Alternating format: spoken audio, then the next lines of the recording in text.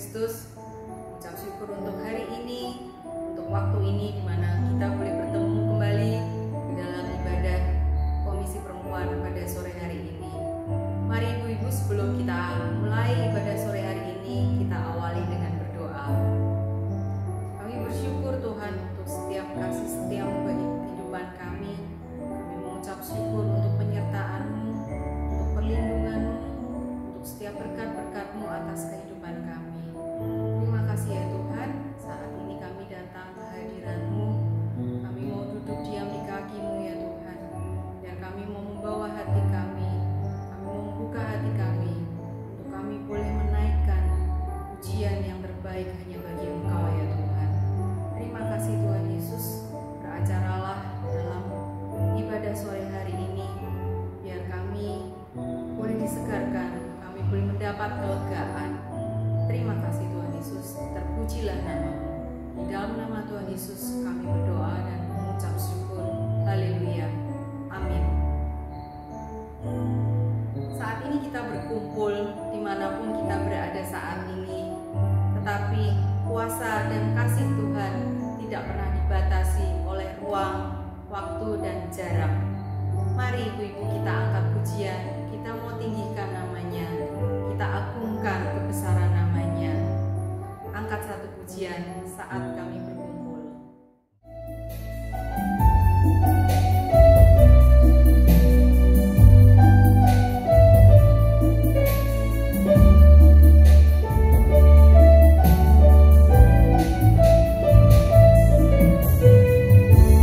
Saat kami berkumpul, Roh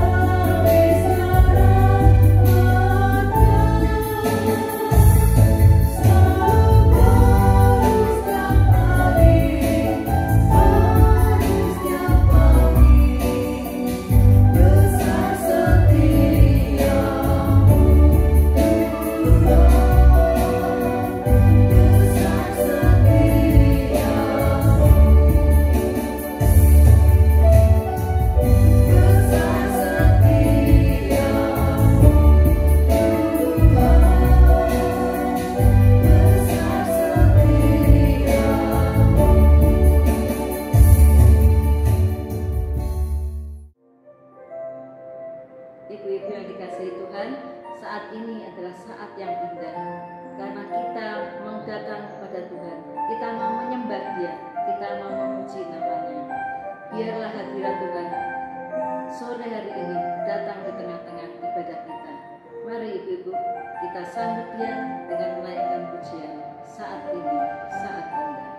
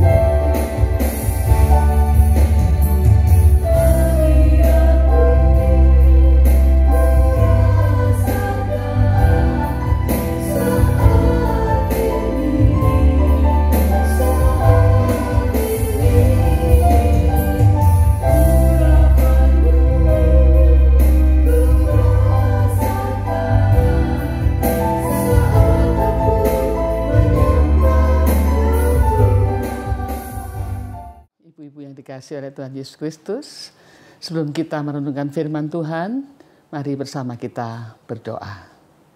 Bapa yang Maha Baik, kami bersyukur kepadamu untuk segala kebaikan-Mu bagi kami sekalian. Sore hari ini kami ingin bersama-sama merenungkan firman-Mu. Kami mohon Roh Kudus, Engkau berbicara kepada masing-masing kami, supaya kami sungguh-sungguh dapat mengerti apa yang Tuhan inginkan untuk kami lakukan sebagai perempuan-perempuan, putri-putri kecintaan Tuhan. Terima kasih, kami naikkan doa dan menyerahkan waktu ini sepenuhnya di dalam nama dan untuk memuliakan nama Tuhan Yesus Kristus. Haleluya. Amin. Ibu-ibu yang dikasihi Tuhan, sejak awal kita diciptakan, Tuhan mempunyai rencana yang sangat indah bagi kita. Dan Tuhan bukan mempunyai rencana bagi kita untuk diri kita saja, tetapi Tuhan itu sebetulnya menciptakan kita dan menetapkan kita untuk menjadi ciptaan Tuhan yang bermanfaat bagi dunia ini dan juga bagi kerajaan Tuhan. Nah, sore hari ini kita akan bersama-sama merenungkan firman Tuhan dengan tema wanita yang berdampak. Ketika kita membaca firman Tuhan, Alkitab kita dari awal sampai akhir, kita menemukan betapa banyak Tuhan berkata kepada kita bahwa Tuhan menetapkan kita untuk menjadi pribadi yang berdampak, yang berguna bagi dunia ciptaan Tuhan ini. Sejak pertama Tuhan menciptakan manusia, Adam dan Hawa, Tuhan menetapkan manusia untuk memenuhi bumi dan menata bumi dengan segala ciptaan Allah. Itu tertulis dalam Kejadian 1 ayat 28. Allah memberkati mereka, lalu Allah berfirman kepada mereka, beranak cuculah dan bertambahlah banyak, penuhilah bumi dan taklukkanlah itu. Berkuasalah atas ikan-ikan di laut dan burung-burung di udara dan atas segala binatang yang merayap di bumi. Dalam Kejadian ini dituliskan bahwa sejak awal Allah menciptakan manusia laki-laki dan perempuan ditetapkan oleh Allah untuk berdampak positif bagi seluruh ciptaan Allah, ya, seluruh dunia ini. Nah, kemudian ketika Tuhan Yesus turun ke dalam dunia, Tuhan Yesus juga bersabda, "Kamu adalah garam dan terang dunia." Ya, Yesus bersabda, "Kamu adalah garam, adalah terang dunia." Tuhan Yesus tidak mengatakan kamu boleh menjadi garam, kamu bisa menjadi garam, kamu semoga menjadi garam. Tidak demikian, tetapi dengan jelas Tuhan Yesus mengatakan bahwa kamu, ya, ibu-ibu, saudara sekalian, dan saya adalah garam dan terang dunia. Apa maksudnya adalah? Adalah artinya ya sudah ditetapkan untuk menjadi garam dan terang dunia. Nah, jadi menjadi wanita atau menjadi orang-orang yang berdampak itu bukan merupakan pilihan, tetapi merupakan ketetapan Allah. Nah, karena ini adalah kebaktian Komisi Perempuan, maka saya memilih tokoh wanita untuk menjadi teladan buat kita sekalian bagaimana menjadi seorang perempuan yang berdampak. Kali ini kita melihat teladan dari Esther. Saya yakin kita semua mengenal Esther. Nah, siapakah Esther itu? Hal yang pertama yang kita pelajari, siapa Esther? Kitab Esther 2 ayat 7. Kitab Esther 2 ayat 7. Mordekai itu pengasuh Hadasa, yakni Esther, anak saudara ayahnya. Sebab anak itu tidak beribu bapa lagi. Gadis itu elok perawakannya dan cantik parasnya. Ketika ibu bapanya mati, ia diangkat sebagai anak oleh Mordekai. Jadi Esther ini adalah gadis Yahudi yatim piatu, tidak berayah, tidak beribu lagi. Sehingga dia diangkat anak oleh sepupunya, yaitu Mordekai. Dikatakan Esther ini adalah gadis Yahudi yatim piatu yang cantik wajah dan perawakannya. Nah, nama Ibrani Esther ini adalah Hadasa. Hadasa itu artinya pohon murad. Pohon murad ini tanaman yang manfaatnya banyak sekali buat kesehatan manusia. Kira-kira manfaatnya seperti kayu putih, ya. Dari batangnya, daunnya, bunganya, semua bermanfaat. Jadi Esther yang nama Ibraninya Hadasa itu sebetulnya berarti seseorang yang bermanfaat, ya, bermanfaat. Lalu nama Persianya adalah Esther, yang artinya adalah bintang. Tetapi Esther ini sebetulnya diambil dari nama dewi yang terkenal di Mesopotamia, yaitu Dewi Ishtar. Dewi yang sangat cantik dipuja sebagai Dewi cinta, kesuburan, dan juga Dewi yang berani dan kuat. Jadi nama Ester ini ketika kita mengerti artinya ya, nama Ester ini kita melihat bahwa namanya begitu bagus. Seorang perempuan yang memberi manfaat besar bagi sekitarnya, tetapi juga cantik, berani, dan kuat, bersinar-sinar seperti bintang. Nah, ibu-ibu yang dikasih oleh Tuhan Yesus Kristus, ternyata nama Ester ini sesuai sekali dengan bagaimana Ester hidup. Ketika kita membaca kisah hidup Ester selanjutnya, kita menemukan bahwa Ester memang seorang perempuan yang hidupnya bermanfaat bagi banyak orang. Tapi juga dia cantik ya, bersinar-sinar seperti bintang. Namanya sesuai dengan hidupnya. Bagaimana dengan kita sekalian? Apakah kita ini adalah orang yang hidup sesuai dengan nama kita yang bagus, yang diberikan oleh orang tua kita, atau yang diberikan oleh pendeta ketika membaptiskan kita? Bukankah ada orang-orang yang diberi nama bagus, tetapi hidupnya tidak sebagus, tidak seindah namanya? Pada waktu kecil lahir oleh orang tuanya diberi nama Hening Rahayu. Hidup tetapi tenang ya, hening, tidak ribut. Tapi ternyata pada waktu dia sudah dewasa, dipanggilnya bukan Ibu Hening atau Tante Hening, tapi dipanggilnya Nyah Cerewet. Ya, tidak sesuai sekali dengan nama yang diberikan kepadanya. Misalnya namanya disebut Maria. Kita membayangkan Maria itu seorang perempuan yang lembut, ya, lemah lembut. Ternyata ketika dia beranjak dewasa kemudian menjadi seorang perempuan yang galak sekali, ya. Nggak cocok dengan nama Maria. Nah, ibu-ibu yang dikasihi Tuhan, mari kita melihat kepada diri kita masing-masing, apakah kita hidup sesuai dengan nama yang diberikan kepada kita. Yang kedua, Ester adalah seorang perempuan biasa. Bukan bangsa Persia, keturunan bangsawan, bukan. Tetapi Ester adalah keturunan orang Israel yang dibuang ke Babel, ya, yang tinggal di Persia. Kitab ini ditulis sekitar tahun 470-an sebelum Masehi, dan bangsa Israel itu dibuang ke Babel tahun 586 sebelum Masehi. Jadi kira-kira peristiwa Ester ini terjadi 80 tahun setelah Israel dibuang ke Babel.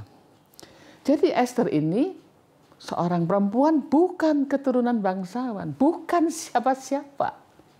Bukan keturunan orang-orang penting di Persia, bukan. Dia hanya gadis bangsa buangan, ya, yang dibuang ke Persia. Tetapi yang menarik, gadis sederhana biasa bukan siapa-siapa ini oleh Tuhan ditetapkan untuk menjadi orang perempuan pertama di kerajaan Persia. Dia diangkat oleh Tuhan, ditetapkan untuk menjadi istri dari Raja Persia. Dari puluhan gadis-gadis atau mungkin ratusan gadis-gadis cantik yang dipamerkan di hadapan raja untuk supaya raja memilih salah seorang menjadi istrinya atau menjadi ratu. Ester yang dipilih untuk menjadi ratu. Nah, hal itu ditulis di dalam pasal 2 ayat 16 dan 17. Ester 2 ayat 16-17. Demikianlah Ester dibawa masuk menghadap Raja Ahasveros ke dalam istananya pada bulan yang ke-10, yakni bulan Tebet, pada tahun yang ke-7 dalam pemerintahan Baginda. Maka Ester dikasih oleh Baginda lebih daripada semua perempuan lain, dan ia beroleh kasih sayang dan kasih Baginda lebih daripada semua anak darah lain. Sehingga Baginda mengenakan mahkota kerajaan ke atas kepalanya dan mengangkat dia menjadi Ratu ganti Wasti. Tuhan menetapkan Ester, seorang gadis Yahudi yatim piatu, menjadi ratu di kerajaan Persia. Luar biasa bukan? Si cantik yatim piatu ini diangkat sedemikian rupa oleh Tuhan untuk menduduki kursi yang paling tinggi ya di antara para perempuan di kerajaan Persia. Ada yang ingin diangkat Tuhan tinggi? Pasti banyak orang yang mau memiliki kedudukan yang tinggi, diangkat tinggi, dihormati. Tapi ingat, kalau kita diangkat tinggi oleh Tuhan, berarti kita juga diberi tanggung jawab yang besar juga. Yang ketiga, ketika Ester sudah diangkat menjadi ratu, hidupnya sangat nyaman, bergelimang kemewahan dan layanan dan serta hormat dari semua orang. Ester ingin apa saja, tinggal ngucap. Semuanya akan tersedia di hadapannya karena dia adalah orang perempuan nomor 1 di kerajaan itu. Namun pada suatu hari ayah angkatnya yaitu Mordekai menyampaikan berita yang mengejutkan, yaitu bahwa semua orang Yahudi di seluruh wilayah kekuasaan Raja Persia, itu ada 127 negara bagian dari India sampai Ethiopia. Semua orang Yahudi yang ada di wilayah kerajaan itu akan dibinasakan, dibantai habis dengan persetujuan Raja Ahasveros, yaitu suami Ester. Lalu Mordekai ini meminta Ester untuk bertindak menyelamatkan bangsa Yahudi dengan cara meminta raja untuk membatalkan perintah pembinasaan orang Yahudi itu. Tapi Ester kemudian mengatakan, waduh, nggak bisa sembarangan saya menemui raja. Saya tidak bisa asal bertemu lalu berbicara dengan raja. Bisa dibunuh saya ini. Tapi kemudian Mordekai mengatakan, kalau kamu tidak mau nolong bangsamu sendiri, ya sudah, nanti Tuhan yang pasti menolong kami semua bangsa Yahudi. Tetapi ingat Ester, kamu itu juga orang Yahudi. Kamu tidak akan luput dari pembantaian itu. Kemudian Ester merenungkan dan kemudian berkata demikian dalam Ester 4 ayat 15 sampai 16. Ester 4 ayat 15 sampai dengan 16. Maka Ester menyuruh menyampaikan jawab ini kepada Mordekai. Pergilah, kumpulkanlah semua orang Yahudi yang terdapat di Susan dan berpuasalah untuk aku. Janganlah makan dan janganlah minum 3 hari lamanya, baik waktu malam, baik waktu siang. Aku serta dayang-dayangku pun akan berpuasa demikian, dan kemudian aku akan masuk menghadap raja. Sungguh pun berlawanan dengan undang-undang. Kalau terpaksa aku mati, biarlah aku mati. Kalau terpaksa aku mati, biarlah aku mati. Ester kemudian berani mengambil tindakan. Semua orang suruh berpuasa, dia juga berpuasa. Lalu dia bertindak, tentu saja di dalam nama Tuhan, berjumpa dengan raja dan meminta supaya raja membatalkan perintah pembantaian orang-orang Yahudi itu. Dan yang terjadi adalah raja mengabulkan permintaan Ester. Maka orang-orang Yahudi di 127 negara bagian kerajaan Persia semuanya diselamatkan. Tidak jadi dibinasakan, tidak jadi dibantai, tapi semuanya tetap hidup.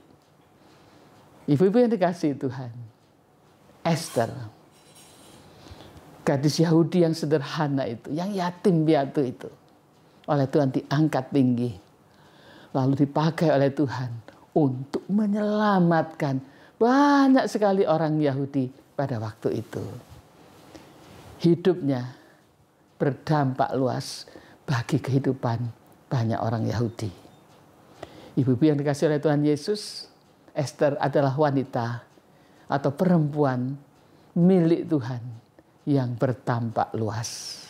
Bagaimana dengan kita sekalian? Apakah hidup kita adalah berdampak secara luas? Pertama-tama, apakah hidup kita berdampak bagi orang-orang di sekitar kita? di dalam rumah kita, di gereja, di tengah-tengah masyarakat. Sudahkah kehadiran kita berdampak bagi orang lain? Tuhan menetapkan kita untuk menjadi putri-putri milik Tuhan yang berdampak luas bagi banyak orang untuk kemuliaan nama Tuhan. Esther telah memberikan teladan kepada kita. Walaupun harus berkorban, ia berani bertindak untuk menjadi berkat bagi banyak orang.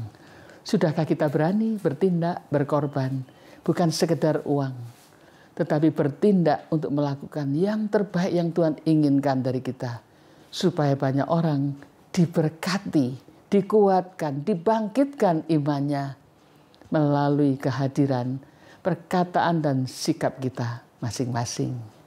Kiranya kita semua terus bertumbuh, semakin hari semakin menggenapi rencana Tuhan bagi dan melalui hidup kita. Sehingga pada waktunya nanti ketika Tuhan memanggil kita kembali kepadanya, kita pergi dengan sukacita dan puas karena kita sudah menggenapi rencana Tuhan di dalam dan melalui hidup kita. Amin. Mari kita berdoa. Bapa, terima kasih Engkau telah menciptakan kami, menyelamatkan kami, memelihara kami, dan membekali kami cukup untuk bisa menjadi berkat bagi banyak orang. Kami serahkan diri kami masing-masing ke dalam tangan-Mu. Berikan pada kami kuasa dan sukacita untuk bertindak menjadi berkat, berdampak, bukan hanya bagi keluarga kami sendiri, tapi juga bagi gereja dan bagi masyarakat. Biarlah nama Tuhan dipermuliakan di dalam dan melalui hidup kami. Di dalam nama Tuhan Yesus Kristus, Juru Selamat kami yang hidup, kami berdoa. Haleluya. Amin. Dalam setiap keadaan kita, di dalam senang maupun duka, biarlah kita hanya ingat selalu kepada Tuhan. Biarlah kita hanya perlu Tuhan, karena hanya Tuhanlah yang tahu setiap hati kita. Hanya Dia yang mengerti setiap kebutuhan kita. Mari ibu-ibu kita angkat pujian, Ku perlu Kau Tuhan.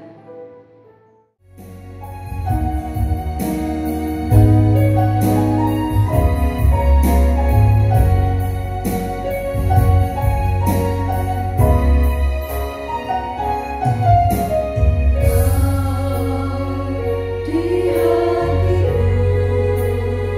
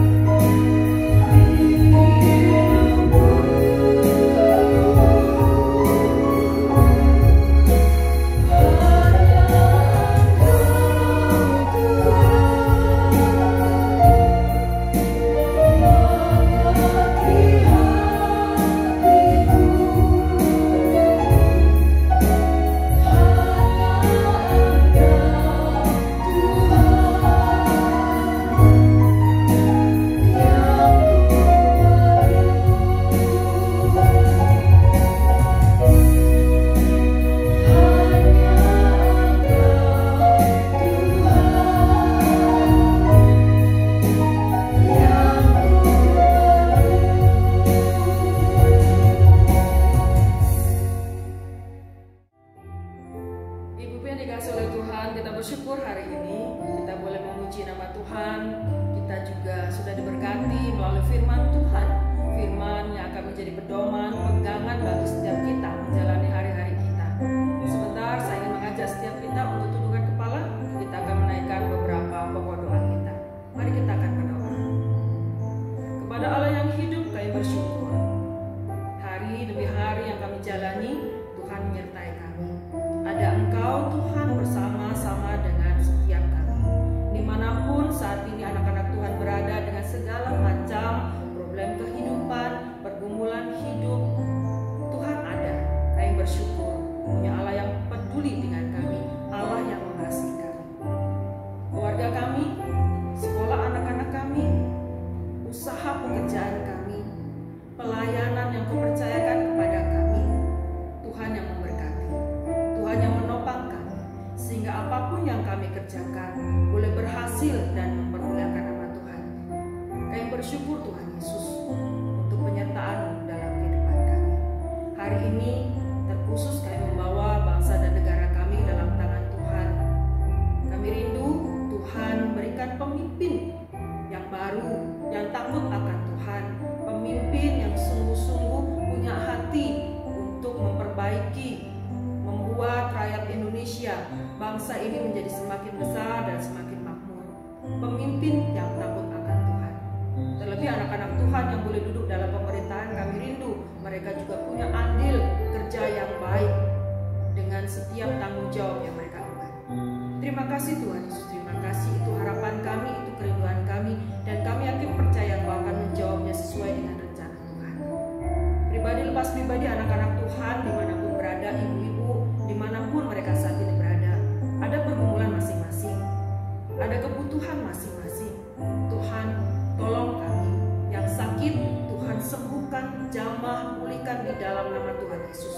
Yang dalam pergumulan, kesulitan, kesusahan, buka jalan bagi mereka. Yang mengalami duka cita, Kau hiburkan hati mereka. Sehingga setiap kami, ibu-ibu dimanapun berada, tahu, sadar, mengerti, memahami, dan tetap percaya bahwa setiap kami punya Allah yang hidup, yang peduli dengan kami. Terima kasih Tuhan Yesus, terima kasih. Kami serahkan kehidupan setiap kami, anak-anak Tuhan dimanapun berada, ke dalam tangan Tuhan. Biarlah Tuhan Yesus, apapun yang menjadi pergumulan kami, Kau tilik, dan Kau boleh menjawabnya sesuai dengan waktu dan kehendak Tuhan. Dan Kau dapati kami Tuhan, anak-anak-Mu ini setia sampai akhir hidup kami. Terima kasih Tuhan Yesus. Kami serahkan kerinduan hati kami ini ke dalam tangan Tuhan, dan biarlah Tuhan Yesus menjawab sekali lagi sesuai dengan waktu dan kehendak Tuhan. Mari ibu-ibu kita arahkan hati kita kepada Tuhan, dan kita mau terima berkat daripada Tuhan. Kasih, sukacita, damai, sejahtera, pemeliharaan yang sempurna daripada Allah Bapa, Allah Putra, dan Allah Roh Kudus ada bersama-sama dengan kita semua, mulai dari sekarang sampai selama-lamanya. Amin. Bapa, terima kasih.